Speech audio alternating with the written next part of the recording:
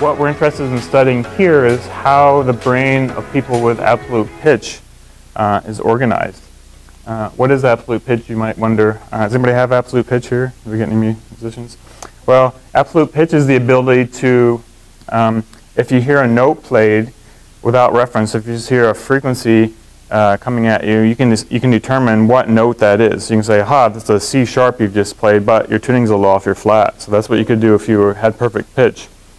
So it's sort of a superpower. It's useful, I guess, if you're a musician, although some musicians find it distracting because, you know, I've talked to people with perfect pitch and like, apparently the East Coast and West Coast orchestras like tune different for some reason, so they're slightly off, and so if they play in the wrong one, they're annoyed every time because, you know, they don't like the way it's tuned and so forth. Most musicians have something different called relative pitch, so if they play one note, then they can say, okay, and you play a second note, they can say, okay, that's a perfect fifth, but they can't identify a note just in isolation. So that's what absolute pitch is. Its prevalence is 1 in 10,000. It has some genetic component.